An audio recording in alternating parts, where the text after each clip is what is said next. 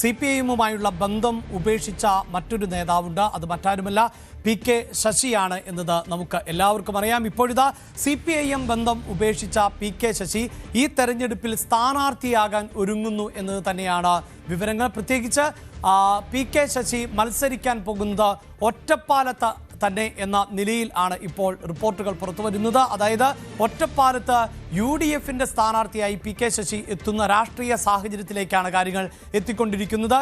ഒരുപക്ഷെ UDFന് വേണ്ടി ഔദ്യോഗികമായ ഒരു സ്ഥാനാർത്ഥി എന്നതിന് അപ്പുറത്ത് UDFന്റെ പിന്തുണയോടുകൂടി PK ശശി മത്സരിക്കുവാനുള്ള ഒരു സാധ്യതയാണ് തെളിഞ്ഞു വരുന്നത്. അതായത് നിലവിൽ CPIMന്റെ വിമതരുടെ ഒരു കൂട്ടായ്മയാണ് രൂപീകരിക്കപ്പെട്ടിട്ടുള്ളത്.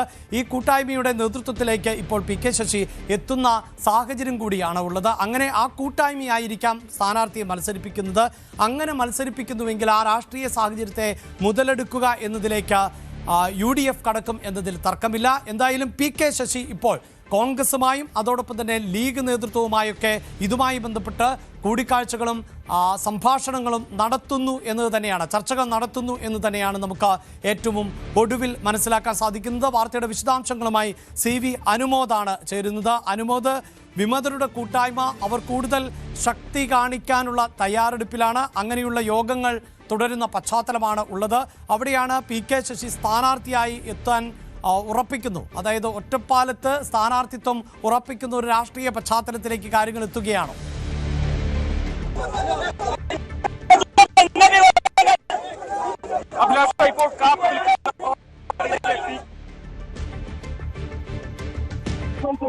എന്തായാലും CPIM വിമതരുടെ ഒരു യോഗം ഇപ്പോൾ പാലക്കാട് നടക്കുകയുമാണ്. ആ യോഗത്തിലേക്കാണ് PK ശശി എത്തുകയും അവിടെ യോഗത്തിന്റെ പ്രധാന പ്രഭാഷകനായി PK ശശി മാറുകയും ഒക്കെ ചെയ്യുന്ന ഒരു സാഹചര്യമുണ്ട്. അപ്പോൾ CPIMൽ നിന്ന് വിട്ടുപോയവർ അവിടെ ഒരു കരുത്ത് കാണിക്കുവാനുള്ള ഒരു നീക്കം ആണ് നടക്കുന്നത്. അതുകൊണ്ട് തന്നെയാണ് PK ശശിയുടെ രാഷ്ട്രീയ നീക്കങ്ങൾ വളരെ പ്രധാനപ്പെട്ടതായി മാറുകയും ചെയ്യുന്നത്. പ്രത്യേകിച്ച് CPIMന് ഈ നീക്കം വലിയ തിരിച്ചടിയാകും എന്നത് മാത്രവുമല്ല, തെരഞ്ഞെടുപ്പ് രാഷ്ട്രീയത്തിലേക്ക് വരുമ്പോൾ PK ശശി മത്സരിക്കുന്നുവെങ്കിൽ അവിടെ കോൺഗ്രസ് സ്ഥാനാർത്ഥിയെ മത്സരിപ്പിക്കാതെ ശശിയെ പിന്തുണയ്ക്കുന്ന ഒരു നിലപാട് സ്വീകരിക്കുകയാണെങ്കിൽ അത് വലിയ തോതിൽ CPIMന് തിരിച്ചടിയാകുന്ന രാഷ്ട്രീയ പശ്ചാത്തലമാണ് സൃഷ്ടിക്കപ്പെടുന്നത്. അനുമോദ്, തുടരാം.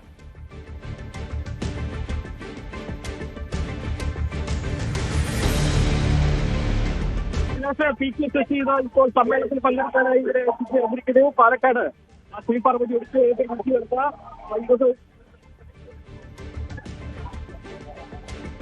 യെസ്, ഇപ്പോൾ പ്രേക്ഷകർ കാണുന്നത് ഈ വിമത യോഗത്തിൽ, അതായത് വിമതരുടെ കൂട്ടായ്മയിലേക്ക് PK ശശി എത്തിയതിന്റെ ദൃശ്യങ്ങളാണ്. അതായത് CPIM എങ്ങനെയാണ് ഒരു സംഘടനാ സംവിധാനത്തെ മുന്നോട്ട് ചലിപ്പിക്കുന്നത്, ഏതാണ്ട് അതേ രൂപത്തിൽ തന്നെയാണ് നമുക്ക് വേദിയിൽ നിന്ന് അല്പസമയം മുമ്പ് ലഭിച്ച ദൃശ്യങ്ങളിൽ മനസ്സിലാക്കാൻ സാധിക്കുന്നത്. റെഡ് വോളണ്ടിയർമാർ ഉൾപ്പെടെ PK ശശിയെ സ്വീകരിക്കുന്ന ദൃശ്യങ്ങൾ ആണ്. ചില സാങ്കേതിക പിഴവുകളുണ്ട്, തകരാറുണ്ട്. അതുകൊണ്ട് നമുക്ക് ആ ദൃശ്യങ്ങൾ പൂർണ്ണമായും പ്രേക്ഷകരിലേക്ക് എത്തിക്കാൻ സാധിച്ചില്ല. എങ്കിലും അനുമോദ് തുടരുന്നുണ്ട്. അനുമോദ്, വലിയ സ്വീകരണം അവിടെ PK ശശിക്ക് ലഭിച്ചു എന്നാണ് ആ ദൃശ്യങ്ങളിൽ നിന്ന് മനസ്സിലാക്കാൻ സാധിച്ചിട്ടുള്ളത്.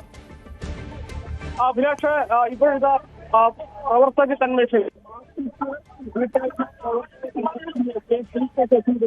എത്തിച്ചേർന്നിരിക്കുന്നു.